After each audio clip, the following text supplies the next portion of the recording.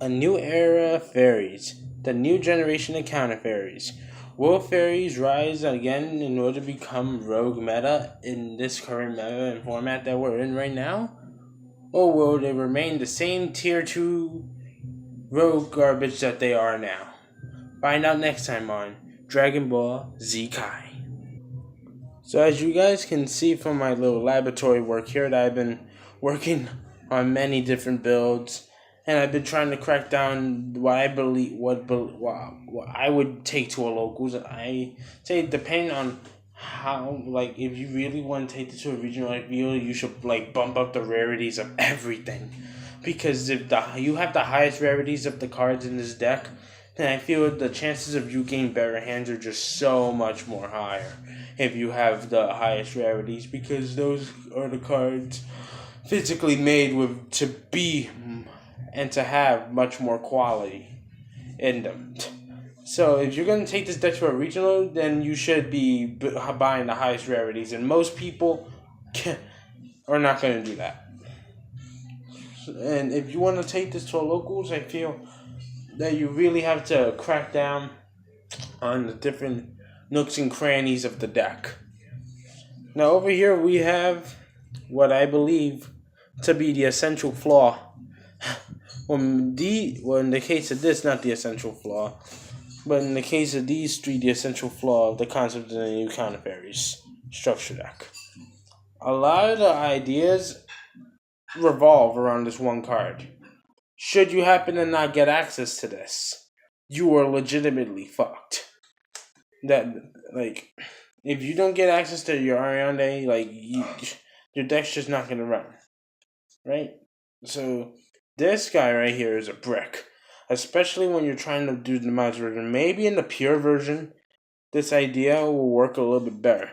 So if you're doing like a $30 budget structure deck version, or $50 budget where you can include strikes and other counter traps in here like that, I suppose that this would work. But if you're doing like a demise version, like if you really are trying to do the $100 budget version of competitiveness of counter fairy, then I'm sorry, these are not gonna make the cut, because the whole concept of it is just get this guy out, peck for damage, use effect, and then it's literally a chain to chain reactor deck. The same way the demise version is a chain to chain reactor deck. Except this deck literally relies on you having a whole bunch of monsters on the board all the time, which makes this card right here a necessity. Ties of the Brethren is literally the reason that this current version of the deck can run the way it does. Because if you didn't have Ties of the Brethren, this deck would literally be trash. I know, not the Demise version, because the Demise version has Demise. But if Demise gets hit, then I guess you have to go back to the Brethren version, which is not going to be as fast to get the counter traps out there, but it'll be the best pure counter fairy deck you can play. Up until the point where you get another OP draw card, like Hard Demise, should Demise get hit, which I don't think is going to happen anytime soon. But knowing Co-Money, you never know what they may be in for no reason. This guy, I'm saying he's pretty fast again on the board with this. The problem is just not maintaining the setup, it's just getting the setup that you need in the first place. That's the main issue that I found while testing this entire strategy. Now, this card is actually not bad. Like, this is obviously a better Secret Sanctuary. I believe we've established that. Because it just protects your back row from Twin Twisters and shit like that. But here's the problem. This card is not a field spell. If this was a field spell, I can literally just play 3 of this and 2 terraforming in the build that we're using right now, and we could just do one big fucking go with this card. Like, if this was a field spell, you'd be seeing 3 of that and 2 terraformings in my list right now that I'm going to be showcasing you guys. This early part of the video is basically going to be me talking about ahead of time why certain cards are not going to be included in here. The problem with this is that it's a continuous spell card. Continuous spell card, which means your only way of searching this, which is basically the main recovery of the deck, is with this. is like swinging in for the damage and then being able to search this. And I mean, if you can actually go against a player that's not going to be able to establish a board very quickly, and you be able to use your counter traps and just burn them out and be able to get this amazing setup on the board very quickly, I suppose it would work. But if it should happen to not work, then yeah. Now, Power Angel Valkyria is indeed a very powerful card, but in the Demise version, she's not necessary. If you're doing more of a pure casual, like a tier below locals version of this deck, where you're just trying to have fun with your friends, she's a very good card to include because you'll be able to search monsters from your decks in hand. You'll be able to get this guy very quickly, like almost immediately. You can even get Ariande with this, which is literally the win condition of the deck. Like, if you're not using Ariande in like the pure version of the deck, it's not going to work. And I actually decided to take him out of this build because of the new rules that I have to put Ariande on one of the 5 spell and trap slots. If we were still going by the Pendulum format rules before Link format, then this would be a really good staple. But I feel that with recent testing, in the Demise version at least, it's not as necessary anymore. Because the Demise version, you need to be able to set all your trap cards face down in one big fucking go. And just watch your opponent cry and suffer as they can't get past all your negations. This guy taking up a spot, sure. You may be able to use things like Ultimate Providence and Rebirth of Parshaft and the Solemn Brigade without having to pay for any of their costs whatsoever. But again, it's taking up a slot. You could literally do better with using counter traps that don't require ridiculous costs such as this and this. Like, the cost of this, I feel, is like, sure, it's fair considering how OP and broken the negation part of the effect actually is, but again, I just found that in my personal opinion, from my experience of testing, it just doesn't flow smoothly the way I want it to. So without any further ado, let's get into the list. So to begin with the list, we're playing 3 copies of Bountiful Artemis. I mean, this guy is just a staple. I don't know why Team Samurai X1 didn't include him in the $30 budget version of this deck. I mean, this guy's just an absolute killer card. It allows you to equalize the game automatically by being able to use your counter trap cards, get negations, and by this card allowing you to draw, allows you to equalize the game and the amount of pluses that you're getting in comparison to your opponent. Which is your opponent's getting no pluses since they're spending all their cards banging out your negations. And this guy in herself is also a problem as well. Because this card literally pops cards and it's giving you free life points every time that you're using it. And if you have Sanctuaries of the Sky in the field, you're popping cards on your opponent's board at the same time. So again, that's a problem. Your opponent can't allow it. They can't leave that be. And the fact that it gives you life points basically gives you the Solemn Brigade for free already. Like, it fulfills that requirement of you having to fucking pay life points. And these are the only cards in here who technically have any real cost at all to be used that Ariande will actually help out for. So, yeah. Next we play 3 Minerva, Scholar of the Sky. This is the one card that they made in the structure deck that I feel you really need to max out on. I mean, this card is the reason that this version of the deck works the way it does. You can keep cycling back counter traps while you're drawing cards, while you're popping cards and gaining life points in the process. I mean, you get the picture, right? Like, these 3 on the board together is just a killer, and it's the ideal field with a back of 3 or more counter traps.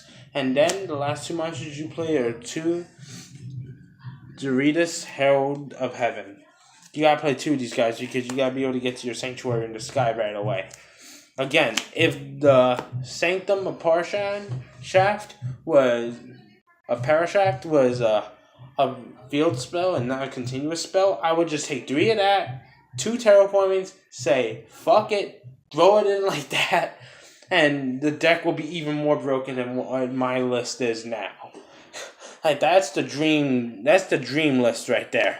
Being able to just take 3 that continuous spell card, 2 terraformings, have the continuous spell card be a field spell. Again, I would love to do this, but unfortunately, these opportunities are not being thrown down our way at this such gracious moment. So sadly, it's a continuous spell card. If you're using the pure version, run it. It's a staple. But if you're using the demise version, I don't recommend it. On to the spells. 3 Sanctuary in the Sky. I mean, this card is just broken now. Like this card has become an absolute necessity for the way this new style of the deck works now. You need Sanctuary in the Sky for all of your interactions. I mean, you need it in order to be able to apply Minerva and Matile, Sages of the Skies, and Scholar of the Skies. Bondful Artemis can resolve without it, but again, it's just such an important card to have around. And the continuous spell card version is so strong that you can assume your opponent's always going to try to kill, so you're going to have to waste spell and trap negation trying to protect that, blah, blah, blah, blah. And I mean, it's just going to get annoying. So you just use the Sanctuary in the Sky. Like, just use it the old school way, because the continuous spell one takes up room. You have Guardian Ariadne, that's another slot, so you only have room for 3 counter traps. I'm sorry, in comparison to the pure version and the demise version, demise is better. Because demise will always net you more pluses than any other draw or search card in the game. 3 duality, 2 desires, and the 1 Upstart Goblin, which makes it a 39 card deck. A lot of people are like, why 2 desires and why not 3? I personally like 2 desires in a 40 card deck. Especially this type of deck, because I just don't want to desires into a desires. It's like the worst feeling ever. So I feel 2 desires allows me to have more deck control. If you know what I'm saying. Because having double desires instead of 3 desires, it decreases the risk of you having to draw into fucking another desires off of the desires. You know what the worst feeling is? Drawn into 2 desires off of 1 desires. Anyways, on to the traps. You got the 1 warning, because you know it's the best counter trap in the game right now. 3 strikes. 3 divine punishment. This is my favorite counter trap in the game, actually. Drastic drop off. This card is just hilarious. Like, the fact that you can literally just loop this thing with this so you can hand loop your opponent. Once you have them down to no hand, they draw or search a card, send it to the graveyard, send it to the graveyard, send it to the graveyard. Use this. Keep getting this back to your hand again, again, and again, and again, and again. And you're just going to watch your opponent rage if they're literally not able to do anything. And again, this is the one proactive card, counter trap, that you're going to have in your deck. All the other counter traps are reactive. This card is broken because it is proactive. That's what Team Samurai X1 is not understanding about this card. This is the one proactive card. And I mean, he put it in the budget list, but only because he believes it'll be a decent budget card. In his in the actual, what he defines as competitive budget build, no, not competitive budget, his competitive build with all the expensive cards and all that shit, he didn't use this card at all, and I feel that build is horrible because of the simple fact that drastic drop off is the only proactive counter trap out there, and it can trigger your cards off immediately. So he made a big boo boo there. Double recall and double dark bribe. In any counter trap deck, you're going to see me using dark bribe. Because if you see me using Dark Bribe in Barrier Statues and Stellar Knights, why wouldn't I do it in the deck that Dark Bribe was meant for? And then as a last resort, in case if our opponent gets way too offensive with Link Monsters going first and us going second, we have triple Storming Mirror Force in order to be able to just anything that they throw at us, flip them the bird, and just take everything and just throw it all back in their hand. And having Storming just helps you so much against annoying Spiral.deck or annoying World Chalice.deck. It just helps you against all these annoying ass OTK decks, like ABC as well, that just summons Dragon Buster and goes in for game. They can't use Dragon Buster in order to tag out on their turn. So Mirror Force will bounce them back, and they're not going to be able to get those pieces back on the board. And even then, you have a whole bunch of counter traps in order to negate. Let me see how many counter traps we have here. 1, 2, 3, 4, 5, 6, 7, 8, 9, 10, 11, 12, 13, 14. 14. Decent amount. Good enough. You don't have to play too many. Even Team Samurai agrees on this. That a timely controlled amount of counter traps is a good thing for this deck. Because you don't want to play too many of one card and then too little of another. And this deck is very technical and very tricky to play because it's very technical in the resources you need. If you don't play it a certain exact way, you may win in one aspect, but you're going to lose horribly in another.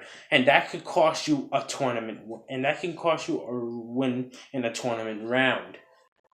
And could cause you to lose one of your games, which could result in you losing the match and causing you to go lower down in overall rank and decreasing your quality of your prize at the end of your tournament. So, onto the side deck. So, for the side deck, you usually side for when you're going first and for when you're going second to get certain matchups. Here, we're going to showcase first our go second cards to get Joel Lockbird. I have Joel Lockbird here in Maxi. These can be Ash Blossoms in Maxi if you want them to be. You have Raigeki, Dark Hole. You have Triple Twin Twisters in order to get past, that annoying Royal Decree bullshit that comes up once in a long while. You have Raigeki and Dark Hole to get past Dengo Seka or some shit like that. You just have to run over all these annoying cards. And then you have your anti-spell fragrance brigade and your D barriers for pendulums. Because pendulums are just still so fucking annoying. Like, they really are. So you gotta hit on them a little bit. And plus D barrier allows you to get past the ABC problem as well. So there's that and the whole offer and deal and exchange of things and shit like that. You also stop Invoke from being able to play. You stop Baguska from coming out. So it just does a lot. And also stops those annoying synchro spam, side frame little mega banish your entire deck style of deck. So this is my side deck list. You can interpret your side deck list based on the cards you have any way you want. So now we're going to go on to the test hands. Hope you guys enjoy. So now I'm going to shuffle this up.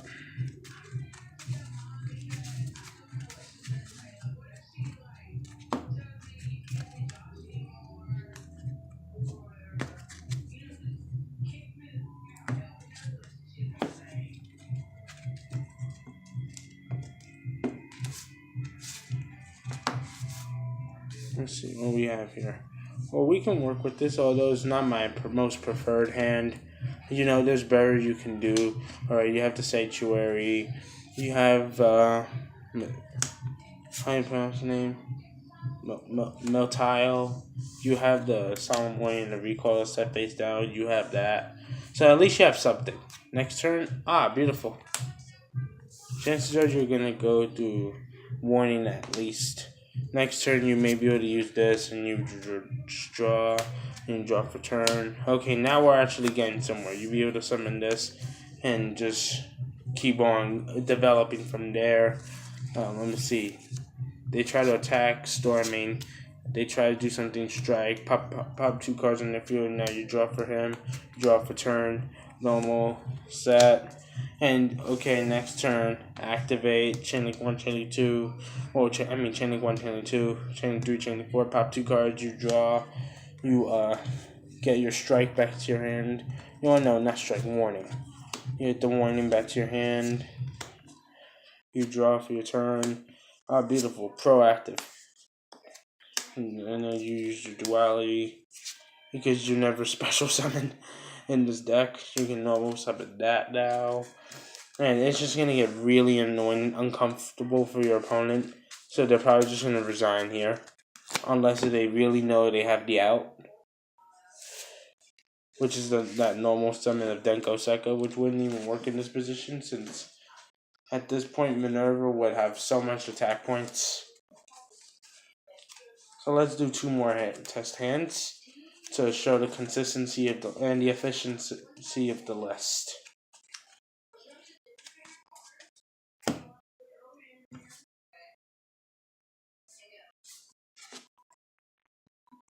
Alright. Nice. I actually really like this type of hand. Let's go for duality.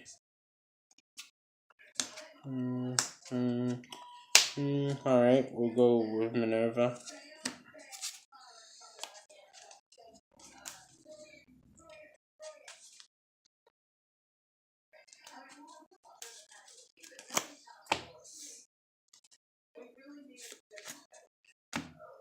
Yeah, you normal summon this, activate the Sanctuary, set these 2, activate Card Demise, draw. You're gonna set all this, and you're just gonna pass. And here's how you win. So you're gonna have 2 all in the gates. You're gonna have 1 guaranteed battle phase protection, and you have 2 more card demises for further development. So let's say all these 3 of these get burned later on throughout your opponent's turn. Draw, normal summon, card demise, draw. Damn it. Desires. 1, 2, 3, 4, 5, 6, 7, 8, 9, 10. You draw 2. Alright. You can work with this, I guess. You set these 2 and you're gonna lose these 2.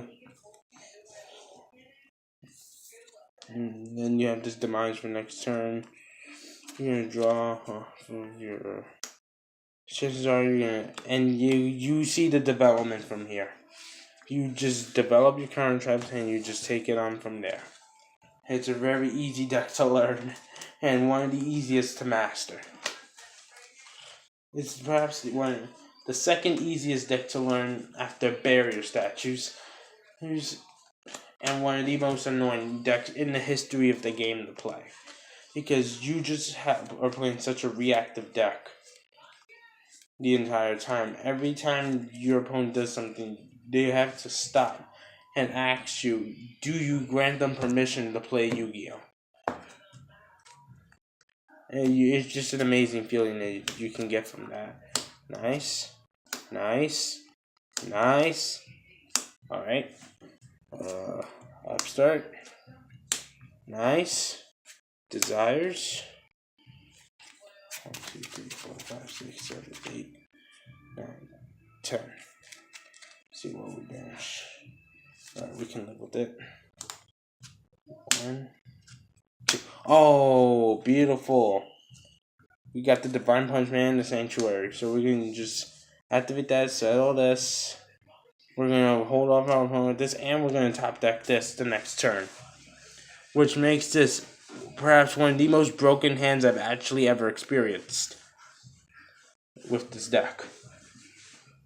And this is why you play Desires, people. Because you get a lot of people that have bad shit talk Desires. I used to be one of those people that shit talk Desires back in the day, and I admit I was a fool back then because Desires is absolutely fucking stupid in this deck. It's pretty good in Barrier Statues. I mean, me testing it in Barrier Statues, I've had a pretty good increase in win efficiency with the consistency that Desires offers for the deck. My ratios of wins went from 7 out of 10 to 8 out of 10 just by putting Desires in the deck, in the Barrier Statue deck. It's even better in Counter Fairy because you play 3 of almost every single card. And here's what we banished. And sure, we bears 2 drastic drop-offs, but we don't really care about the card as much as this point, because again, we have one here, and we have all these other counter traps in front of our faces. So you don't really care too much about that at this point. So that's why you gotta play Desires, folks. And I was thinking of trying the continuous spell again at some point, but again, you don't have a real consistent way to search it out with like a Stratos-like monster at the beginning of the game. If we had a monster like this that does the same thing for a Sanctum, a Parshaft of the Parshaft, like this does for the Sanctuary in the Sky, then I'd be more than happy to take this shit out any day and play that over that. So we will be able to protect our back row. Oh, sorry for the shaky cam, but unfortunately we can't do that. So we have to work with what we have.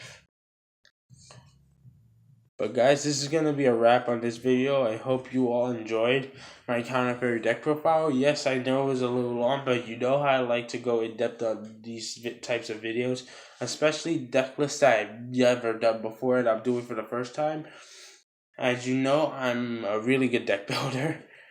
As you can see about how in depth I'm willing to go on a video about the different types of tech choices I choose to run in the main.